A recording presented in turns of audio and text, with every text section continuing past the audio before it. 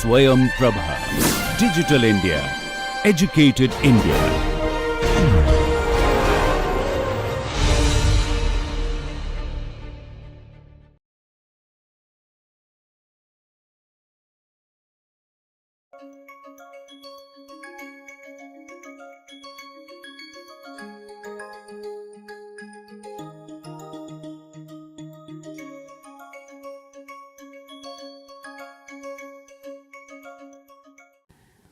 Let us look at how Dharmahkriya is in line with the modern positive psychological findings.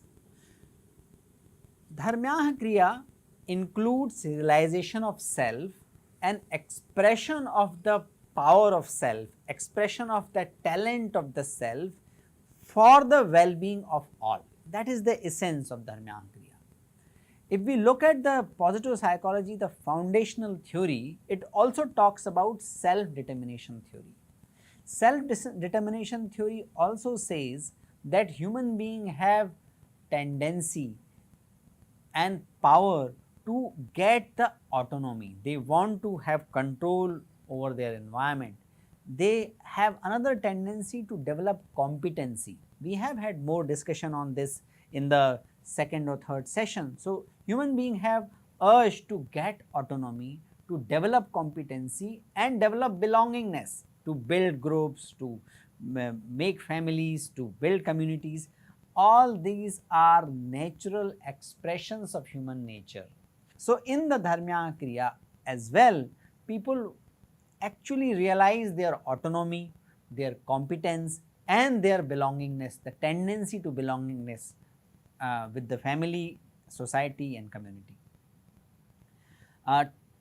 The work of Elizabeth Dunn is very interesting in this regard. So, she has looked at the connection between money and happiness. Dunn and colleague have found that happiness and money are connected only to some extent. Beyond that extent, additional money does not give us happiness. Actually, it has small negative connection with the happiness. So, when more money can give happiness, money can give happiness beyond the point where people can fulfill their basic requirements. Money can give happiness only when they are able to use it for the altruistic purpose, when they are able to use it for the social cause, and when they get benefit and when they get happiness by spending money for the social cause is when they have a sense of connection for which they are spending money. So, there has to be some connection, there has to be a sense of connection, impact, when they see the impact of their work, the positive impact of their work, that increases the happiness. Then and third is choice, when they have choice of spending money for a particular purpose, for the particular project which they feel connected to.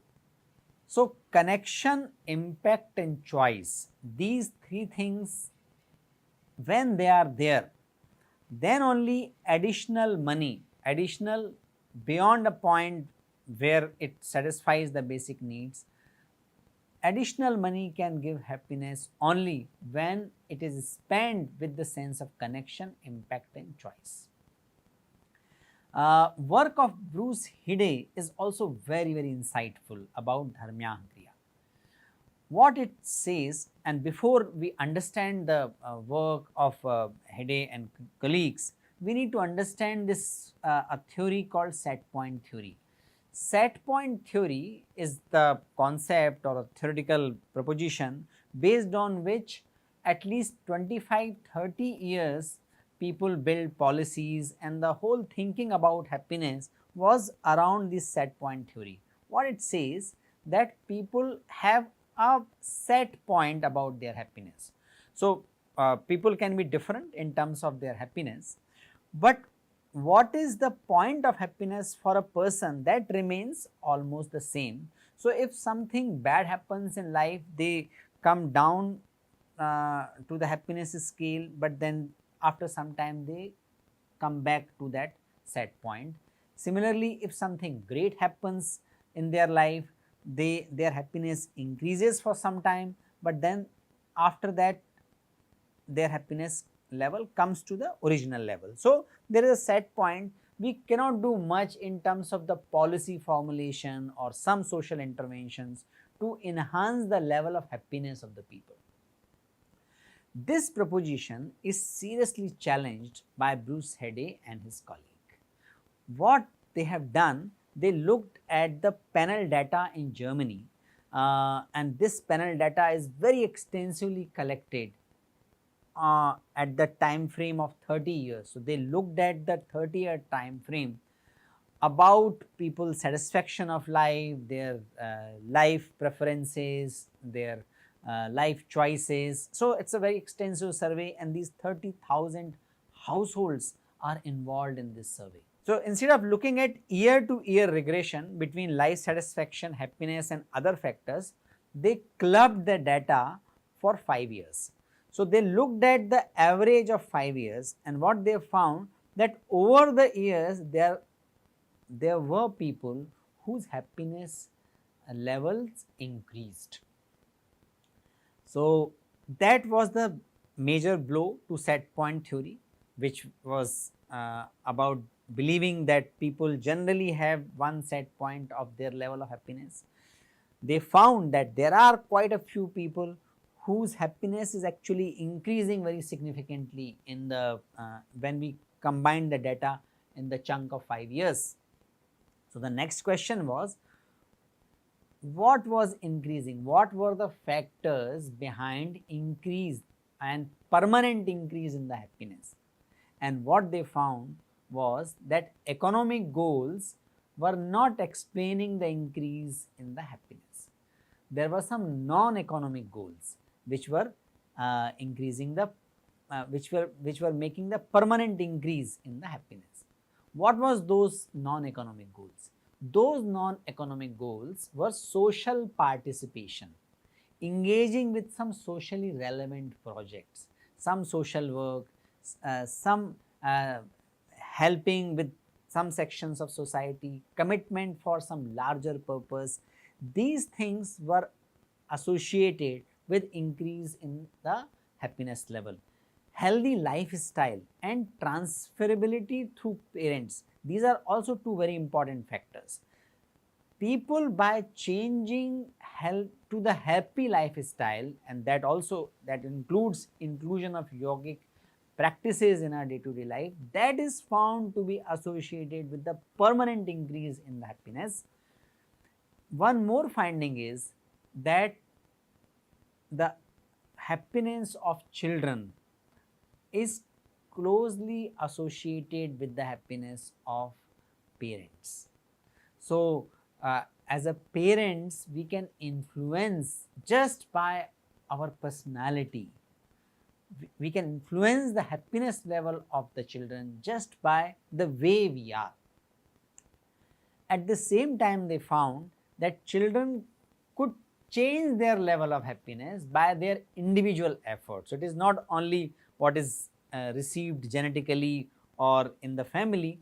Children can actually put in effort and enhance their level of happiness by social participation and healthy lifestyle. So, these are some of the interesting findings in the modern positive psychology and the general psychology, which suggest that Dharmahkriya, that means working for the social cause, larger purpose, is deeply connected.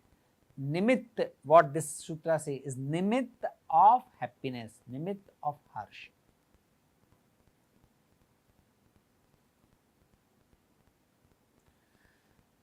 Here I would like to have a little divergence from the ongoing lecture. We are discussing the different factors of well-being and we will continue to discuss, but I am tempted to pose this question to all those who are watching this video.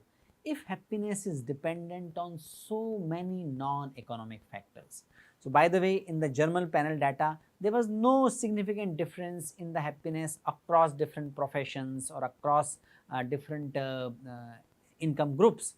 So, happiness is dependent and change in the happiness dependent a lot on the non-economic factors. And it is so much so that how we choose our life goal, how we choose and build our relationships, our engagement with the social and natural environment, this is connected with all these things.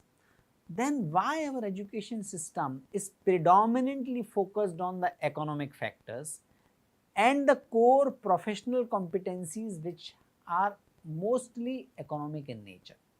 Why we do not give sufficient input on choosing the life goal more consciously, choosing and building relationship in more effective ways, and engaging with the social and natural environment?